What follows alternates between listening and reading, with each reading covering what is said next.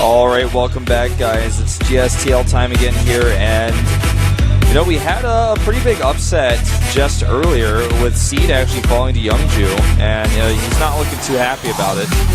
Youngju taking it for Seoul here, and suddenly they find themselves in the lead with a 2-1, a scenario that they did not experience too much in the last part of the season. Right now we're going into a game where they are highly favored. Trap is going up against JKS, and Trap is a monster in Protoss vs Zerg, but he lost his recent match against Boom Boom. Yeah. But now he's up against JKS, and I would be very surprised if Trap is not going to take it. But maybe JKS has a good strategy prepared for this game. Exactly. You know, we saw Youngju play a unique strategy already earlier. But talking about something completely different suddenly, Innovation still leads the winning ranking 5-1. Trap being second, of course, with also 5 wins, but not the same ratio. Panic is third, Symbol fourth, and Curious being down there at fifth. And it's much harder to actually pass people now in this round because you can't get all kills. You can only play once a day. Exactly, so players really have to make their wins here.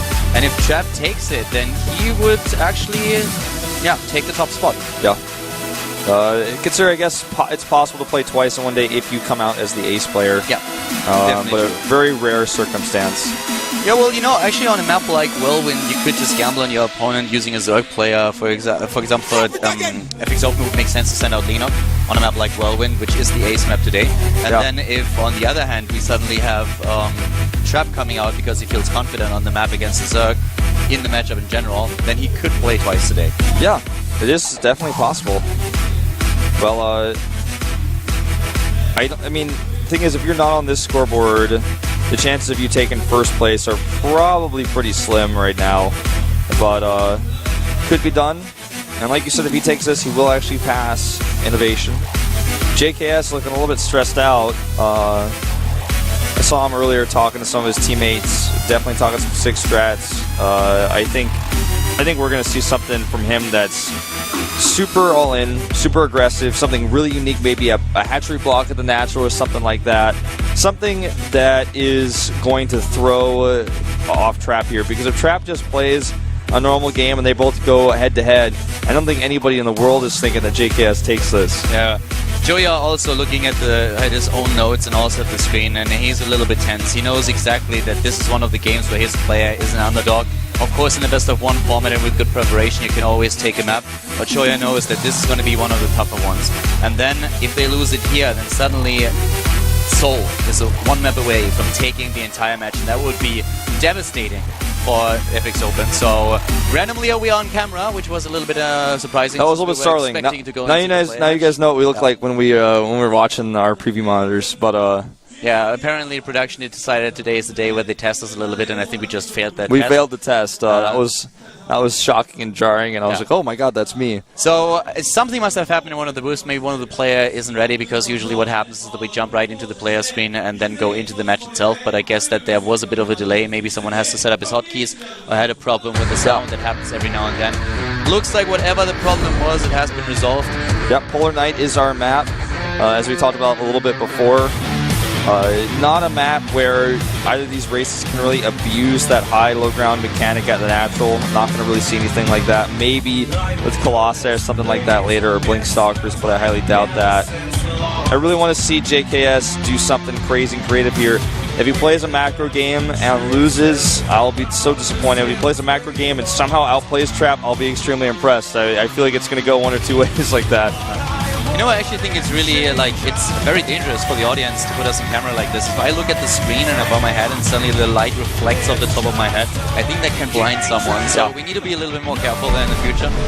Going into the game right now, especially the Protoss player for Seoul has to be careful here. Let's see what JKS can do against him. Are we going to see the all-in? Oh, it's Trap going to take it here at the GSTL.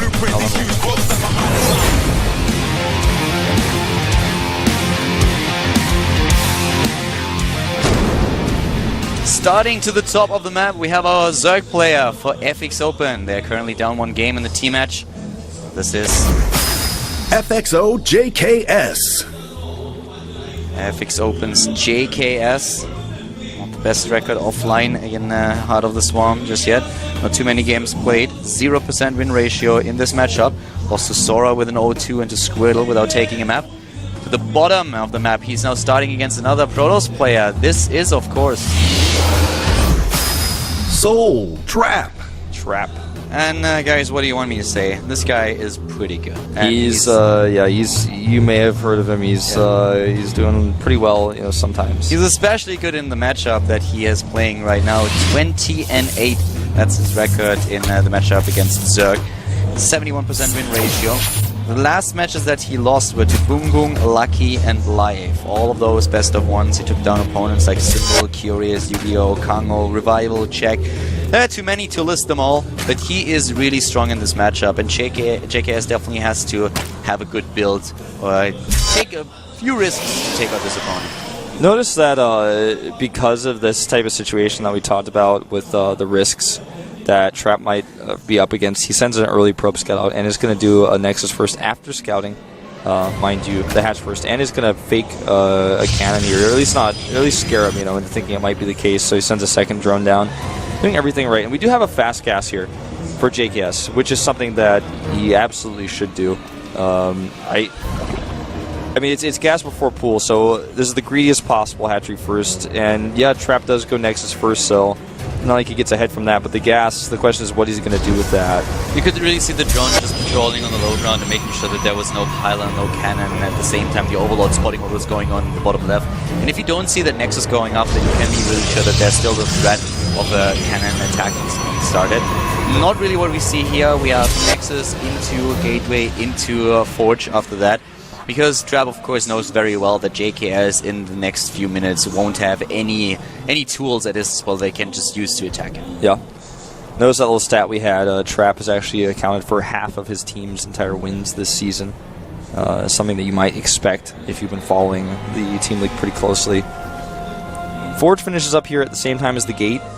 We'll have the ability to easily cannon up and get that tech out. I'd even like to see him go for a core before cannon. Not going to be doing that, though. Not going to be taking all the risks. Probe here, a bit of a misclick, as was highlighted by our observer. Well, the Zergling's now on the map, of course, trying to find out where exactly the probe is. You expect the probe to be around at least for a little bit longer. But scouting is, of course, the next part in this game. Especially JKS needs to find out what the tech transition for Trap is. And I'm very curious to see what exactly his strategy for this game is going to be. With the early gas, he has the potential to be a bit more aggressive and also to take the map control in the early stages. But what is he going to do? Is his idea to just take his own third? Apparently that's what he's trying to do here, taking that third around the 5-minute mark. And if he's able to maybe delay the expansion of Trap a little bit, that would be nice. But I think we can expect the expansion of the Protoss player at a rather normal timing, 7:20, 7:30. Yeah, 7:20, 7:30 or so.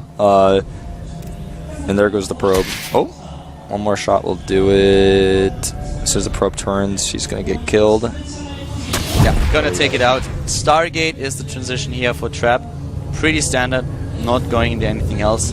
The front, the Zealot actually has to be a little bit careful that he doesn't open up that gap now that speed is completed. But with the cannon alone, so far, that's the defense that he needs. 6 links on the way here. And of course adds drones afterwards. JKS really playing this fairly standard. Getting a few lings out here, I think, to give the illusion, first of all, that he might do something aggressive, because that's probably the biggest thing that Trap is afraid about. But then also he's going to want those to deny a fast third if it does come to that. High chance, like you mentioned before. And he gets to see the Stargate, so really good here for him. He gets the Stargate, and the expansion will definitely be delayed. As you can see, we do not have a lot of sentries, so usually when you go for that fast third base, you just bank up sentries for the energy, and then you move out and try to take that third. But with him going straight into the Stargate, this is of course going to be delayed. He spent a lot of gas for the Stargate alone already, and is now going into Phoenixes, so that will delay a potential third, but at the same time it will make sure that he can take down Overlords, potentially supply book his opponent, make sure that he is also in a position where he can just take the map control in terms of the scouting information that the Zerg player has. He won't be relying on Overlords for a long time. Yeah. By the way, notice that Trap made a second cannon just because he's scared. That's pretty... I mean, that's just so indicative of what we've been reinforcing this entire time, talking about how probably JKS will do a timing. And because he's not, I guess that does kind of get into Trap's head a little bit here. A lot of Overlords going down, on the other hand, much already making up for that extra 150 minerals that he dropped on that cannon. Yeah, but he's still trying to utilize those things. He's even getting more, and wow, a massive amount of gateways coming in. He is definitely not screwing around here. The +1 attack upgrade has been started, and with this many gateways, we will not see a third base anytime soon. Yeah, even, I believe, canceled that last Phoenix there, the 5th one he was making. So, we can have a little bit of extra resources with that. A little bit surprised to see no Void Ray with this type of push, not even a single one. Really just selling the idea of this is only Phoenix pressure into a third. Gonna go out there and clean those Lings up so the Lings don't know there's a third base, or rather that there's not a third base. He needs to go and check both locations though, because already JKS expects there to be a third Nexus. He has a Zergling over there, he's gonna be waiting for that probe, and if he doesn't see it, he's gonna know what's going on. Yeah, and if he drones up, that's going to be the most... like, there's nothing more horrible that he could do at this point than just start to drone up. We have the sentries there, but he sees the +1 attack upgrade, so he knows there's also the option of his opponent moving out. We have also the robotics starter, and that's smart, since there could be a burrow upgrade at some point. Oh my god, he comes in here and tries to capture the sentries. Great forces on the other hand. Yeah, that was really catching me completely off guard and nearly taking out the sentries, but now the force fields are decent to trap the roaches. He can actually, like, capture them somehow, but he's also wasting a lot of energy. Yeah, a lot of energy being wasted here, meaning that the timing that he planned to go for is not going to happen. He starts probes again, and that Robo is basically saying, I mean, it's so symbolic of saying, well, my plan is over here. I'm just going to have to take a third base and try to play a more normal game because I've lost too much time. He knows what's going on. I'm very obvious here. Well, the Robo alone, actually, I like that to build that as he moves out. I think he moved that out before he changed his plan, because if you do not have the Robo and your opponent suddenly starts with Burrow, then you can go for an Oracle, but that's very unlikely. The Burrow upgrade is started, so a push like this at that time can be stopped by Burrow if you do not have the means to get protection in the game. So the Robo alone moving out, I kind of like it as a safety precaution, but at this point, with already losing sentries, yeah, that timing definitely got thrown off. Yeah, Bay coming up here though, and +1 armor.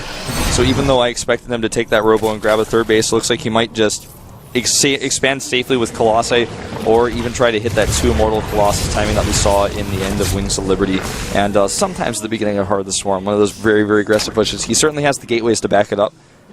And no pressure on the map whatsoever by Trap, so it looks like, oh, he almost shot his own Robo there. Nicely done, makes the Overseer there at the last second worth something. Going for the Contaminate and making sure that there is still a bit of a delay on the robotics tech. We have also Hydras now coming into the game, and you actually have to say that JKS is having a pretty solid position here in the game, considering that Trap is such an excellent Protoss versus Zerg player. JKS so far is doing really well in this game. We still have only 46 harvesters, as just highlighted by the Observer for Trap, so he's going for a 2-base push, he's not going for a third base.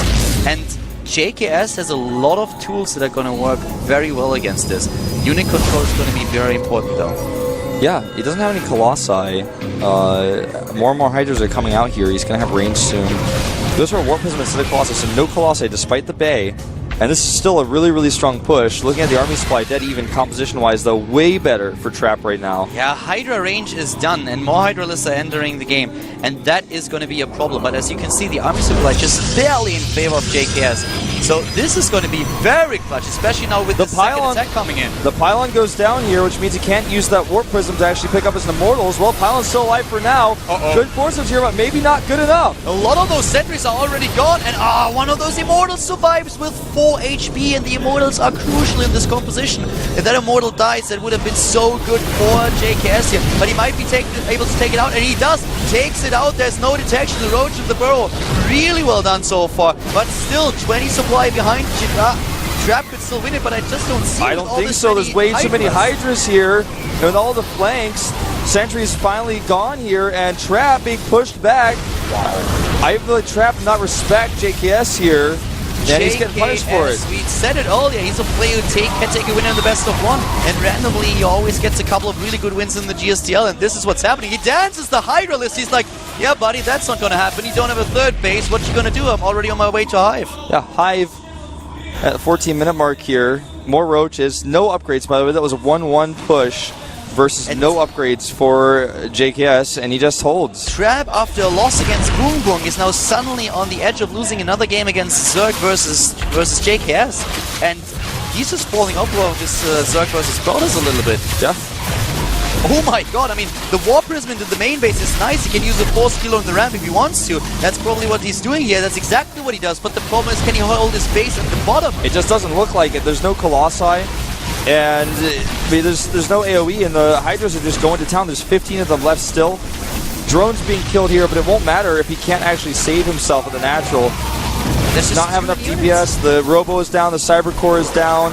Yeah, the main base is going to be eliminated. There's no doubt about it. If Trap really reinforces that force field on the ramp over and over again. The problem really being is that he doesn't have what it takes to just throw this army at the bottom left. He doesn't have a core, you know, and without a core, he can only weapon Zealots, which are great in the main base here until he loses his Warp Prism. Yeah. Roach is now in the main base, going in there, just making sure that the base actually does not go down, and all of those Hydralisks could take down the natural, and then there's no income anymore. GG!